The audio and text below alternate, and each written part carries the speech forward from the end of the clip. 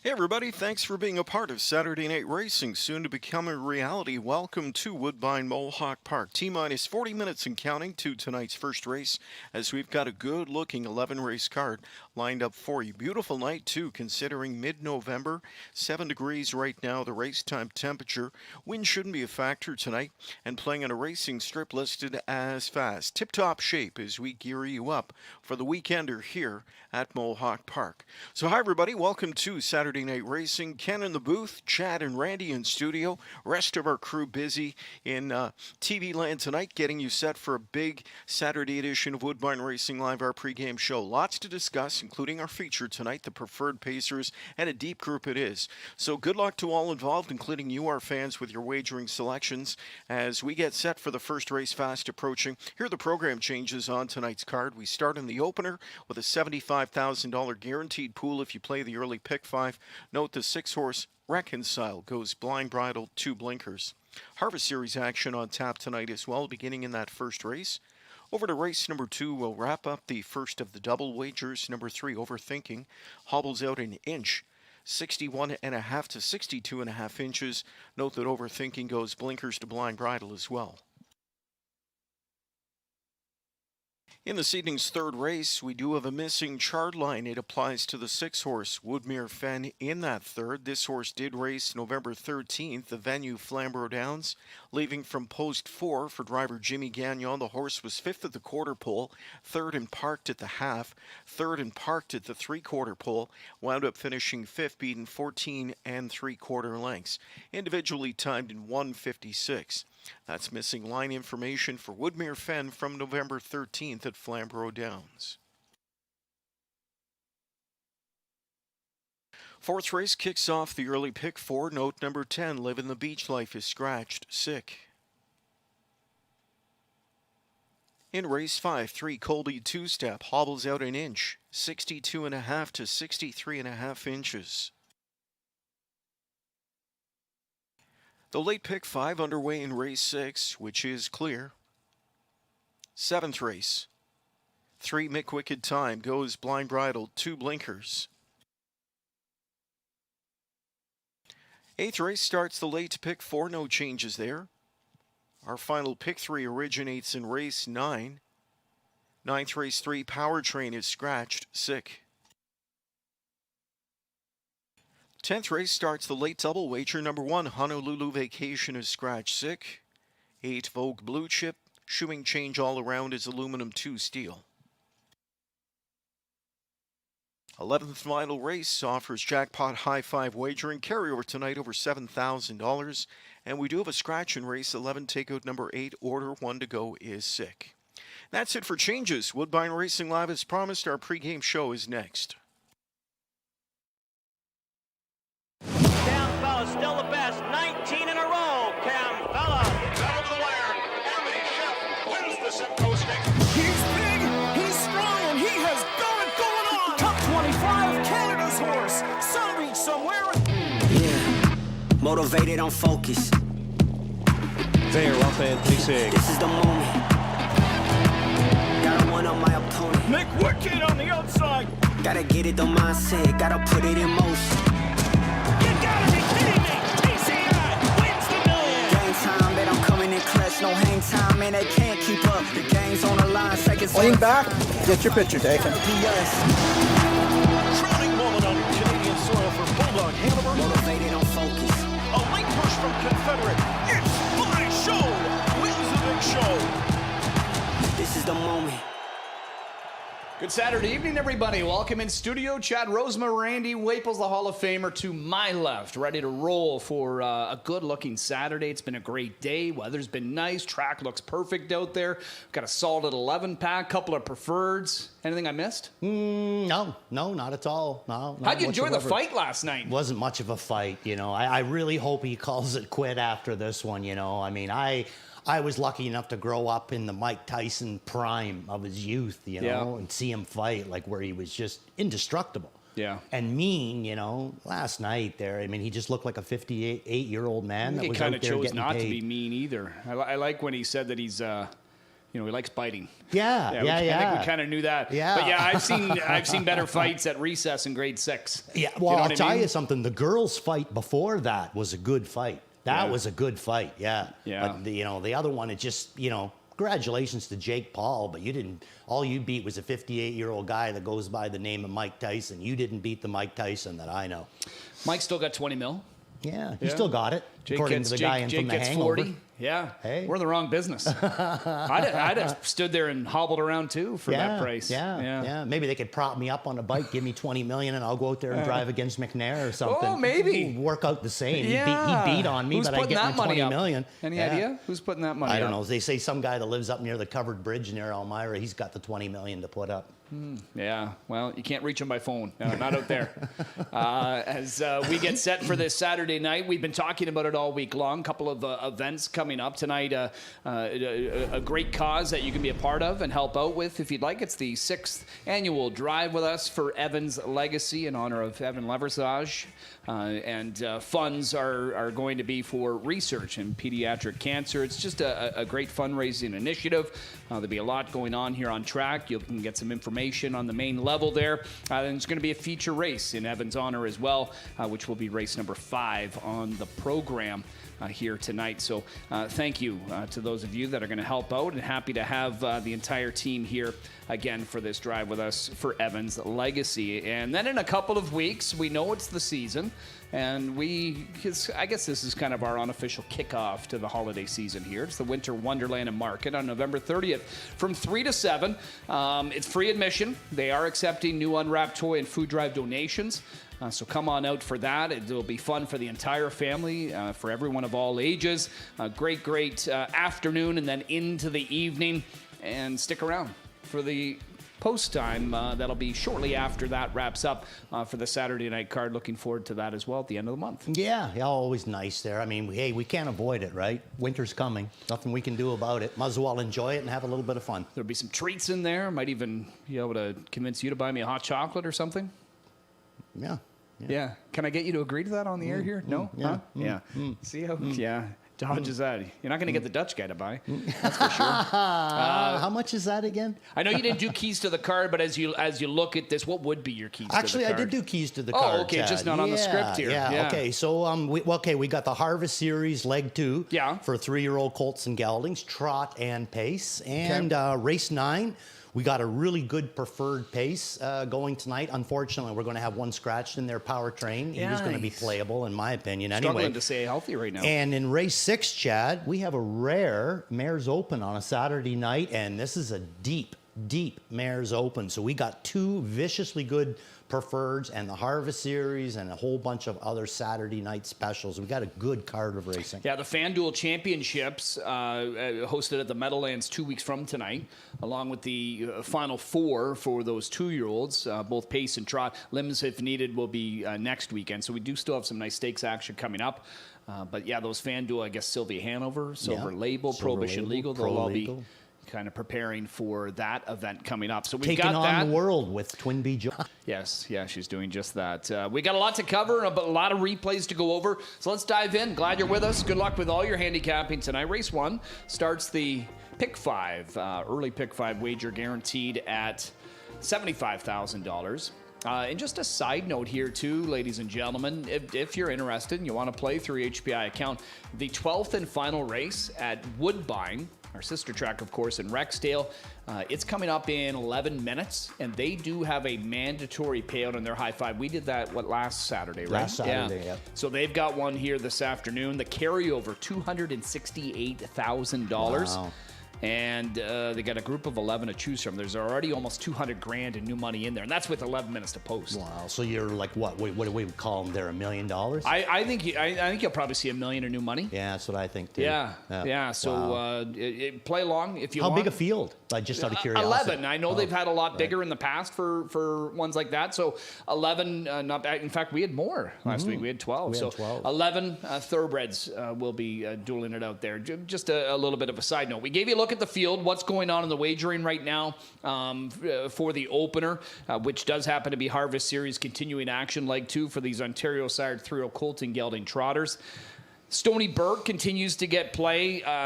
It got away in a good spot, but then just jumped it off, right? The rail might not be the best spot either. I don't know. Yeah. I mean, I honestly think that, he just was kind of over-trotting himself coming out of the turn. They left hard with him with the 2-hole. That was a big quarter for him. You can see he doesn't usually leave a lot. And he does show 27-1 at Grand River, getting away third. But to me, it just looked like I thought he kind of maybe over-trotted himself a little bit coming out of the turn. It shows the break at the half, but it was more the 3/8 just coming out of the first turn. And James couldn't get him to reset. He did finally get him to reset. I'm going to take a pass on him this week because me too. He made the break and he draws the rail. Not really sure. Obviously they got to make up some points if they want to get into this final. So I'm sure that they're going to race him, but I'm going to take a chance here. I'm going to go with the 4-horse in here. Devil's Chad. Kiss. Devil's Kiss looked so good in front last week. Kyle Fellows' barn's been racing very well. Louis Waugh, the driver of this horse tonight, same thing as well. He's just driving lights out right now. So Devil's Kiss is the way that I'm going to go. Now, I had a big decision to make. At one point, I had Major Bank, the 9-horse, down as my top pick in here, but Devil's Kiss, the more I looked at that replay on this one, I just thought he was kind of more or less overpowering. Like, it's not a great mile.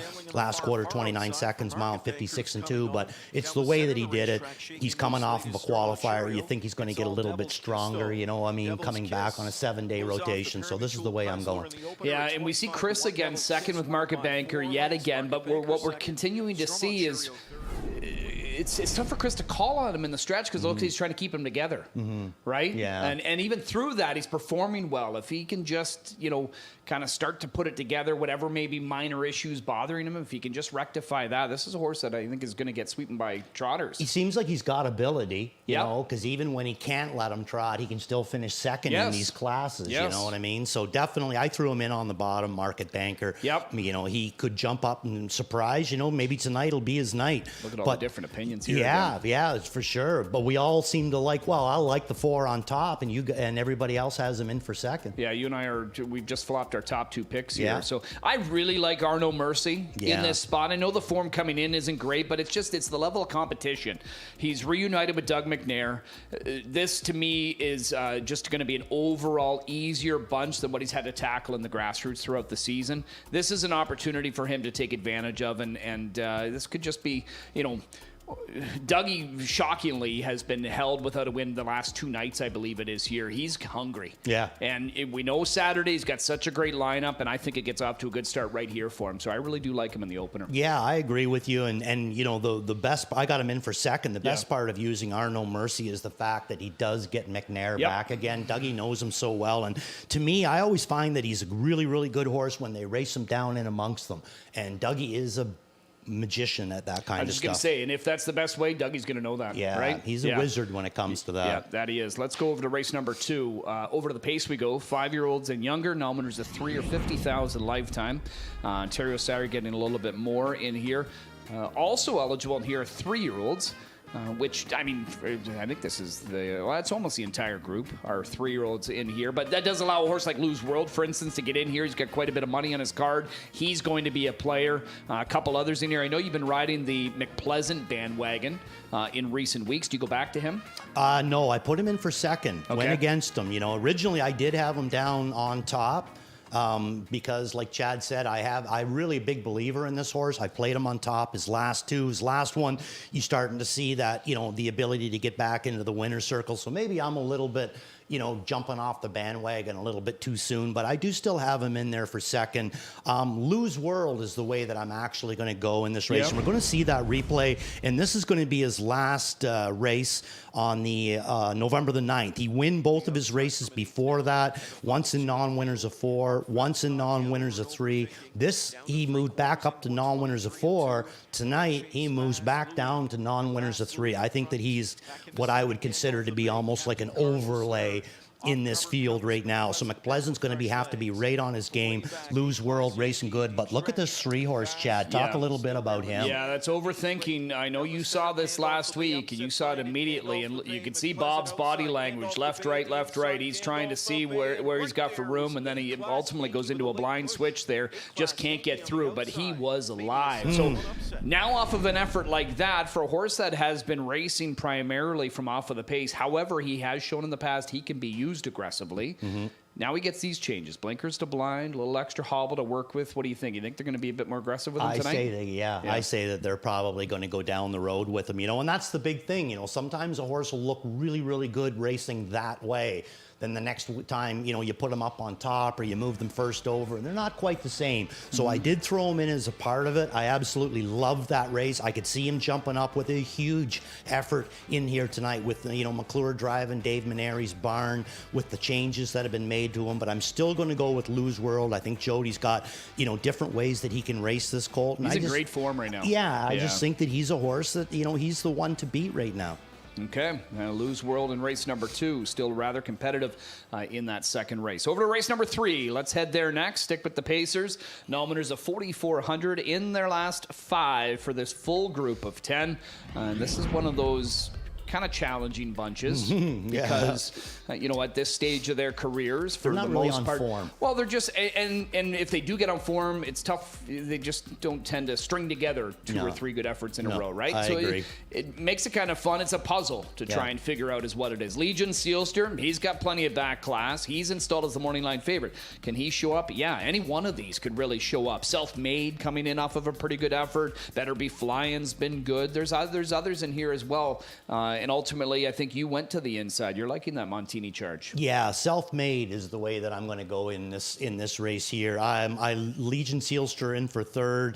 I like Rock and Twist. I think that he's starting to kind of get that form, that mojo go back. You picked him last week, didn't you? I did, and he had a good 3rd in there. I just don't know if he's quite good enough to get to the winner's circle. So Self-Made is the way I'm going to go in here. Montini, J.D. Drury driving this one. And this is his last start. You're going to see this Jonathan sitting, 4th on the rail, I guess you would call it there, right in the middle of them there. And already, you can just kind of tell that J.D.'s got some horse here. He is looking for places to apply it.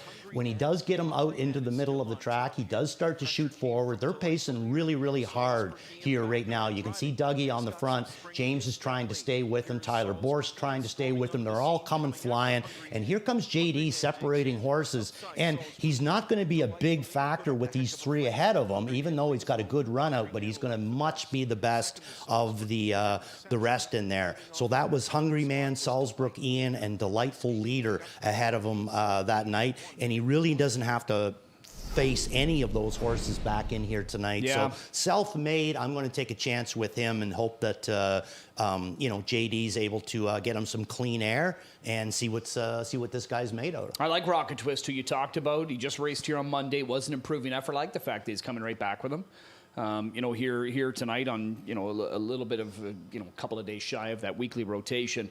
And then Louis had a good week. I think I just looked. He's had 6 wins this week over the first couple of cards. So things going obviously very, very good for Louis. I will go Rock and Twist. He's had a few wins with this guy too. Yeah, he gets along very, very well with him. Yeah, Rock and Twist there. I think that's a good move on your part. Over to race 4, early pick 4 time here. Scratched down to a field of 9 for this group of Pacers that have started for a purse of $15,000 or less in one of their last 4 starts. Living the Beach Life, who is the scratched horse, maybe would have got a little bit of play off of that win here on Monday. But he has come up sick. Wheels on Fire, his second start returned after nearly a month on the sideline, but I think we would have wanted to see a bit more from him that first race back, wouldn't we have? Yeah, I used him in here for second, and I can honestly say the biggest factor why is that, the back class that he brings to the track. And the fact that you got to respect him, I guess, on that angle. Yeah, and the fact that Dougie's still driving him, McNair gets along so good with this guy. Yeah, what about Salzbrook Ian last week? It looked like he was going to be able to get by Southside Eddie. He couldn't. Kind of got hung out, and I think that ultimately it could have been a different story and a different result for him, I think, if he does clear. Yeah, I think that was the replay we just showed, actually, with Overthink. The replay before that. That was the race, wasn't it? Was Self-Made in that? I think that they were in the same race together. Well, Self-Made was 2 weeks ago that he raced, Oh, I'm right? sorry. Okay, yeah. But we do have this replay. Yeah. Because I do want to look back at not just Salzburg Ian, but a couple others, including Army Captain. Was a new recruit that had... We've seen a few horses come from the Loop, or other Western tracks lately, whether they're going to Kwitnowski or, this one now, Meg Crone, can be a factor. Meg Crone's barn having a career year, as we've talked about, an Army Captain. I really liked what I saw from this guy on the end of his mile. He had the rail. He got off to a slow start. Again, hadn't been having to go this kind of speed lately, but this is a 51-3 winner at Fraser Downs earlier in the season, so he can go speed. But here he is with a big back half of 54 and piece, a mile of 51-3. Ultimately third, only beat a length and a half in this spot. So I thought a really good effort from him. The one holding on to fourth there, that was Salzburg Ian. Another one coming out of there that we just didn't really get to see because he didn't really have a chance, and that was Larry Carr. He was caught along the inside. I could see a better result from him. He worries me in this spot tonight. Yeah. Well, there's lots of depth in here. Yep. No doubt about that. Salzburg Ian's the way that I'm going to go with this one. That was a long first over that this horse had to pull off last week, and probably 7.5 eighths of the mile, where he only had about an eighth, 1/8 of a mile to go. He was still on top, moving away from them, and then all of a sudden he collapsed. This is going to be third start Lasix for this horse. I think that this could be a big improvement tonight on him. Draws good, picks up McDonald. I'm going to go this route. And on my part, probably really silly not to include Wheels on Fire somewhere in there because... even from, let's say, a purse perspective, this looks like it lines up the same. But it's a different class, and he's just not used to racing against this level of competition. This is just generally, this is lower than what he has. Yeah, there are some good ones in here. Oh, yeah. Don't get me wrong, that are, he would have to race very well to be a winner. But for the most part, he's going to enjoy this spot, I think. I think so, yeah. And the big thing is how did he come back? Is he fit? Is he ready to go? Because he's a big horse. Sometimes he might need a start or two. Race number 5 is where we head to next. As we talked about off the top of the show, tonight is the 6th annual Drive With Us for Evan's Legacy in honor of Evan Leversage. And it's a fundraising initiative to raise funds for research in pediatric cancer. And this is the race in his honor. Race number 5, a good-looking group of 10 here. And we've got a real good lineup and a lineup where we know quite a few of these names. We see them race. Yeah, Jack Panic, the ultra-consistent Jack Panic. He just seems to be an ATM for his connections. He's taken the biggest drop down of them all. He is. Now, with him, that doesn't necessarily mean that he's going to get up for a win. Because he's that kind of horse. I'm not sure it matters what kind of speed. He's just always going to give you a tough effort. Yeah. He's going to fight. But he's not always going to pass those horses. No, but the thing with Jack Panic is that even in these other starts where you can see his last quarters, right? Yep. His last 5 quarters, he's never been above 27 flat. They're all 26 and change. Even the last one, 26 flat. Now, here's the issue that you run into when he's doing that in these top classes and against the Irvin Hanovers, the Salzburg Victors, and the 4 to 5s when he's right on his game. He can come a quarter in 26, but if they're still going 27 flat, even though he's flying, he still got to, he still has to go a little bit more to get out and buy these horses. Where in this class, even though there's some depth in here, I don't see them, when he shows a 26, he's going to flash by a lot of horses, and he might just carry the momentum right to the wire and get his nose out in front and keep on going. So I think he's dangerous. No, I think he's dangerous. But I'm not going to put him up on top because I just don't know if JD has multiple ways to race this horse. You know what's just as impressive to me is his consistency is the fact that he's got 36 starts this year, more than anybody in this race. Yet he looks the freshest. Yeah. You know what I mean? It's just he just has that kind of look to him. Yeah, but he races like technically races, a half a mile each race. You know what I mean? Yeah. So you and I going on Avant. Yeah. Garnett's going to ride that way too. I don't think he's going to be going the trip that he has lately, which No. has been on the front. I mean, usually remember him best as being just this stone cold closer that could just fly on the end of it. And still can. Yeah, now tonight he might have to kind of go off of the pace from an inside post. He's a big horse, so I know he can still leave out of there pretty good, but this is going to be a tough draw, I think, for him to push off. Yeah, I just think the biggest thing that all Louis has really got to do with him is just stay close to the ones that are up close to the leaderboard. Yeah, You know what I mean? If he has to come first over, this horse can handle it. If he has to remove him to the front, this horse can handle it. But if he gets him away mid-pack and he comes second over, look out, because that horse is just going to love it. I mean, Right Mia Rose, huge fan of him. Colby's two-step is right on his game right now. Mappos Lion taking a drop Big down shot into for this Mac class. Jack Panic taking a big drop down into this class. But I went up and down here, Chad, and I just kept coming back to the fact that I think that when he was on his game, Onavant was probably one of the best horses, open pacers in North America. And he did win some big races of this horse as an older horse. So this horse brings a lot to the plate. Yeah, and he hasn't raced much the last couple of years. No. And it's because, there's been issues with him. But right now he's good. Physically he looks good. And, we like him. Oh, yeah. Like This is him in a there. really top quality horse. Race 6, it is the Fillies and Mares preferred handicap, group of 8. You've got Gallucci's Two-Headed Monster and Silver Label and Prohibition Legal. Then you've got Sylvia Hanover, who's been, obviously a fan favorite around here, much like So Much More. Huntress coming off of a win, Tells on a roll, although she hasn't been winning lately. Maybe she's getting back into the mix. I think she was one of the, Cullen trainees that was dealing with some sickness in recent weeks. This is just a nice bunch. Yeah, well, she was too. Remember, it was either last start on Tells on a Roll or the start before they switched her to flip-flops, remember? Yes. And she hasn't. Might have been last week. Right, but they haven't come back off yet. So that means to tell me that she's probably racing with flip-flops in here tonight. And, Travis is probably leaving them on her because, maybe her feet aren't right at where he wants them to be. So I laid off of her. And you know me, I'm a huge fan of this horse. I use her every single week, but I didn't use her in here tonight because this is a very powerful race. Sylvia Hanover, interestingly, did you see she's taking the morning line support? I think she will be the favorite in this race, and I honestly, I'm thinking that maybe Bobby's going to roll her. I think that maybe that would work out better for her than the perfect second over trip. Roll her, make her tired, or make her win. Get that confidence going back again. Let them come to her and let her move away from them. But regardless of that, where I'm going to go is the Huntress. And we're going to take a replay, look at this replay of last week, and this is exactly how I'm praying that JD is going to drive her. Now, this is exactly how he did drive her on October the 18th, and he had a great result with her. Finished third. She had all kinds of go.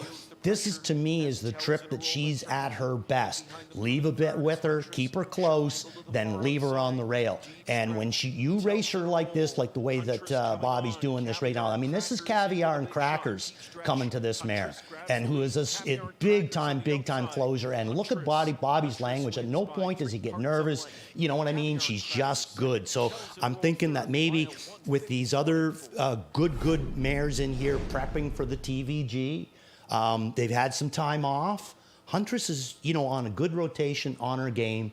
I'm hoping that maybe JD is going to be able to find that same kind of trip. And maybe this is the week that I can beat these with Huntress. And when you look at the likes of Sylvia Hanover, Silver Label, Prohibition Legal, we've seen this movie before too, where they're looking ahead to the 2 weeks from now, right? In that big final, and you want to get them going into that in tip-top shape. I think for a mare like Sylvia Hanover, yes, wins have been tougher to come by this year. Part of that, and a big part of that, has been Twinbee Joe Fresh. She's just been in a different league. Yeah. But Sylvia still is racing fantastic. And she got some equipment changes in that Breeders' Crown final. She got Lasix.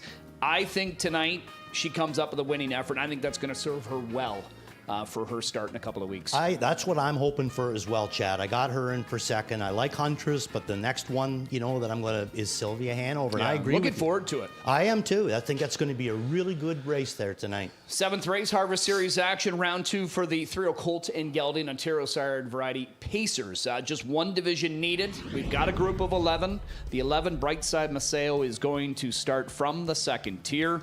which could be a good thing as far as, you have to race there, which can be tricky, but pressure's off because he did get a win last week in the opening round at a decent little price in that spot. So did Brudon, and man, I think that's going to do a lot for his confidence. I think he's just found a bunch he's comfortable with. Let's put it that way. Yeah, no, for sure. Let's take a look at this replay. Brudon's the way I'm going to go too, Chad. That's the way you went? I did, yeah. I mean, I know James went his direction. Travis has his own horse in here in McWicked Time. But James just win with Brightside Maceo. Yep. So, obviously he was maybe itching to get up on this guy. James ever drove Brudon.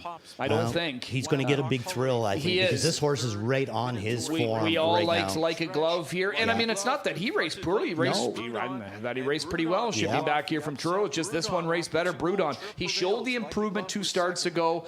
I was a little mad at myself. I didn't go back to him last week. But again, like a glove, just looked like he was going to be clearly the best. I didn't think Brudon was going to go this kind of an effort. But now that we see it, I think he can come right back. Yeah, not only that, though, too, the way that his form is right now, I mean, I think James could probably race him right on front and come up with a big effort for this guy. I mean, the presence that he brought in his last 2 starts, I haven't seen that for quite some time. Now, all of a sudden, all the power's there, but he's wanting to win races. Yeah. He's leaving, if they want to leave out of there with him, he's sitting in a nice spot and that. I think that Carmen's done a great job with this guy, and I think that James is really going to, come up with a big effort for this fella. Yeah, what about the other division? Because we do have footage of that one as well, and this is Brightside Maceo, as we just kind of have, the majority of them meeting up here tonight.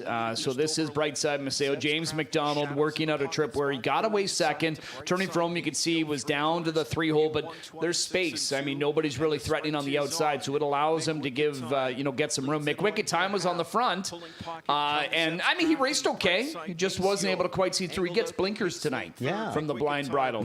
Yeah, that'll be interesting. Maybe they're going to try to race him from off the pace tonight. Go back to what we feel is sort of his bread and butter in there. Seb's crafty. He raced pretty well in there. I mean, just kind of got nosed out. Has to deal with the 9-hole here tonight. Does get Bob McClure, as Tyler's obviously going to go to Like a Glove for his dad's outfit. But yeah, I mean, a couple of weeks ago, if you were to say to anybody, Brudon's going to be the unanimous choice in a race, you'd laugh at them. But tough sell. He's just turned it around suddenly the last couple of weeks. All right. This is going to be a good race because you got a lot of power from the outside. You got, Like a Glove with the 10-hole, and you got Zeb's Crafty with the 9-hole. I think both horses will be put into play, so it could be an interesting race. And don't take Lotto Max lightly. No, this is a horse that I know Dale Fritz has told me before. He likes to follow closely, but then you just save him for that one move. But he's got a good one move. Yeah, I put him in for second. Me too. Yeah, that's where I've got him. We're going to skip over 8. We're going to head to race 9. This is the other preferred. This one for the boys. Scratched down to a field of 7. Powertrain dealing with some sickness again, unfortunately.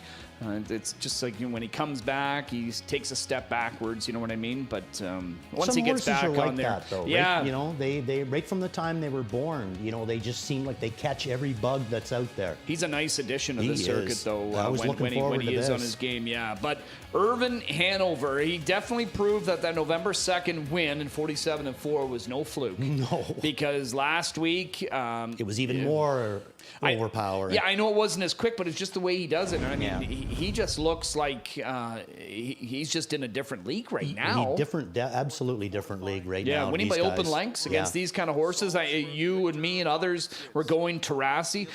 He improved to be second here, but last week he wasn't any match for Irvin Hanover. Not even in the same postal code, just like you said. And this week there, Tarasi's going to be. I'm going to put him in for third. Salzburg Victor, I'm putting in for second. Yeah, watch him here. Yeah, Fortify in on the bottom. Salzburg Victor, he had a ton of go down on the inside, but to the same effect, look at this thing of Louis. He's not winning, he's crushing. He's just moving away from this field and toying with them. Yeah. Absolutely toying with them. So he's going to be really, really tough to beat right now, even though Salzburg Victor looked like he got one of his lovely locked-in trips that we know the next time that he races, he's going to be huge, because we've seen this different times with Brett McDonald and Salzburg Victor. You benefited from that not too long ago. Yeah, and he does and he does a great job of managing this horse, So But again, with the sweep, eh? Everybody with the sweep on Irvin Hanover. Tough to ignore his form in here. I expect Tarasi to put in another good effort. I think Salzburg Victor, again, you talked about it. We've seen this. September 14th, he was loaded and behind. What did he do? He comes back the next